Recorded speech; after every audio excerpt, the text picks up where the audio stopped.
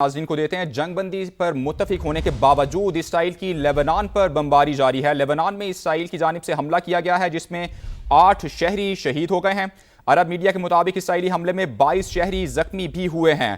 Cease fire جو ہوا وہ یہ سیز فائر ہوا کہ کہیں پر بھی حملہ نہیں کیا جائے گا، لیکن جنگ بندی پر متفق ہونے کے باوجود اسرائیل کی جانب سے لیبنان پر بمباری کی گئی ہے۔ لیبنان میں اسرائیل کی جانب سے حملے میں 8 شہری شہید ہو گئے ہیں، جبکہ عرب میڈیا کے مطابق اسرائیلی حملے میں 22 شہری زخمی بھی ہوئے ہیں۔ آپ کی طرف عاطف صاحب میں آنا چاہوں گا، اور یہی چیز ہم ڈسکس بھی کر رہے تھے کہ اسرائیل کچھ نہ کچھ ایسی شرارت کر سکتا ہے اور ویسی خبریں آنا بھی شروع ہو گئی ہیں۔ آپ کو لگتا ہے کہ امریکہ اب دباؤ ڈالے گا، امریکی صدر دباؤ ڈالیں گے اسرائیل پر؟ جی اظہر صاحب، آپ نے اگر سوال سنا ہے تو میں چاہوں گا آپ جواب دیجیے گا۔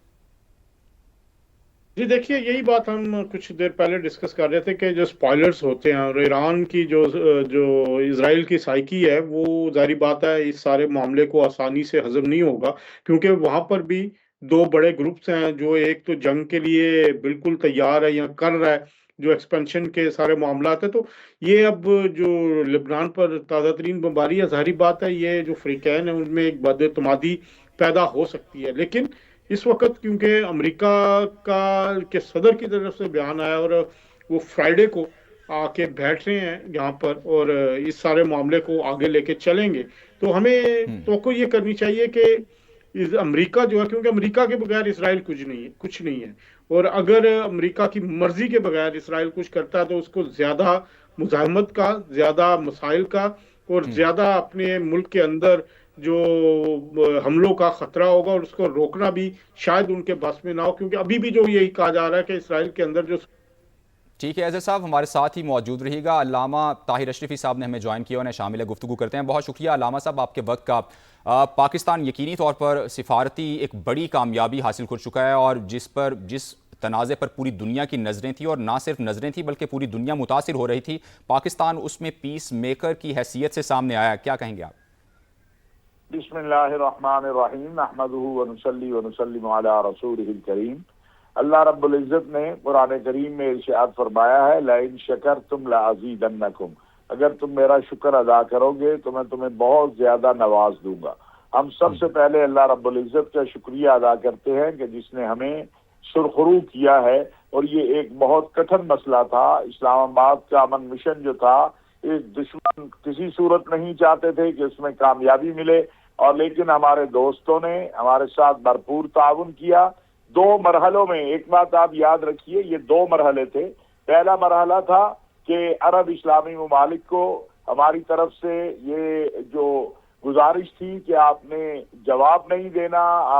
آپ پر حملے ہو رہے ہیں، آپ نے صبر کرنا ہے، تحمل سے رہنا ہے، اور انہوں نے ہماری بات کو تسلیم کیا۔ میں سمجھتا ہوں جو پہلی ملاقات ہمارے فیلڈ مارشل حافظ سید عاصم منیر صاحب کی اور سعودی عرب کے وزیر دفاع کی ہوئی، اس کے بعد وزیر اعظم، فیلڈ مارشل اور امیر محمد بن سلمان کی ملاقات ہوئی، اس سے یہ آغاز ہوا۔ اور اس کے بعد آپ نے دیکھا ہمارے وزیر خارجہ جو ہیں، انہوں نے جس طرح دن رات اس کے اوپر محنت کی، اور کل جس وقت وزیر اعظم پاکستان نے میسج کیا ٹویٹر کے اوپر، اس سے یہ بات واضح ہو گئی تھی کہ دنیا میں امن چاہنے والوں نے اپنا نمائندہ وہ میاں شہباز شریف صاحب کو مقرر کر دیا ہے، اور یہ ایک واضح پیغام تھا پوری دنیا کی طرف سے کہ شہباز شریف صاحب کی یہ اپیل میاں شہباز شریف کی نہیں، اس قائد کی ہے، اس رہنما کی ہے جس پر ساری دنیا کے امن چاہنے والوں نے اعتماد کیا۔ اور پھر اللہ رب العزت نے ہمیں سرخرو کیا، امریکہ نے بھی ہماری بات مانی اور ایران نے بھی ہماری بات مانی ہے، ہم ان کے بھی شکر گزار ہیں۔ ہمیں پہلے مرحلے میں اللہ نے کامیابی دی کہ عرب اسلامی دنیا اور ایران میں تصادم نہیں ہوا، دوسرے مرحلے میں اب یہ کامیابی ملی ہے، اور تیسرے مرحلے میں انشاءاللہ مکمل جنگ بندی ہوگی، امن ہوگا، اور ایک آزاد خود مختار فلسطینی ریاست جس کا خواب جو ہے ہم نے دیکھا ہے، جس کا خواب فلسطینیوں نے دیکھا ہے، اور جو اصل مسئلہ ہے انشاءاللہ وہ بھی حل ہوگا۔ الاقصی کے جو دروازے بند ہیں وہ بھی کھلیں گے، اور اللہ رب العزت نے جو عزت اور جو وقار اور جو افتخار پاکستان کو دیا ہے اور پاکستان کی قیادت کو دیا ہے، جمعۃ المبارک کو پرسوں پاکستان علماء کونسل پورے ملک کے اندر یوم تشکر اور یوم دعا منائے گی، اور ہم اپیل کرتے ہیں تمام مکاتب فکر کے علماء اور مشائخ سے، قومی پیغام امن کمیٹی کے ذمہ داران سے، کہ وہ اس امن مشن میں اور یوم تشکر اور یوم دعا میں ہمارے ساتھ شامل ہوں۔ ہمیں اللہ کے آگے جھکنا ہے، یہ اللہ رب العزت نے جو ہمیں عزت دی ہے یہ ایک بہت بڑا امتحان بھی ہے ہمارے لیے، اس لیے ہم نے اس امتحان میں بھی سرخرو ہونا ہے، مزید اللہ کا شکر ادا کرنا ہے، اپنے برادر اسلامی ممالک کو اعتماد میں لینا ہے اور مظلوموں کو یاد رکھنا ہے۔ تو انشاءاللہ تعالی آپ دیکھیں مارکہ حق سے لے کر آج تک، بنیان المرصوص سے آج تک اللہ رب العزت نے آپ کو سرخروئی دی ہے ہر اعتبار سے، پاکستان کو بلندیاں دی ہیں، اور یہ رات آج جو دن صبح ہوئی ہے یہ اہل پاکستان کی تاریخ میں ایک عظیم صبح ہے، جو صدیوں جس کے اوپر جو ہے پاکستان کو ایک امن کا لمبردار اور پاکستان کو ایک امن چاہنے والا، دیکھیے کہاں پاکستان پہ الزام لگتے تھے کہ یہ دہشت گردی کرواتے ہیں، یہ دہشت گرد ہیں، یہ فلاں ہیں، آج پوری دنیا کیا کہہ رہی ہے کہ الحمدللہ پاکستان امن کا سفیر ہے، امن کا پیغمبر ہے، امن کو آج اسلام آباد امن کارڈ کی بات ہو رہی ہے، تو اس سے بڑی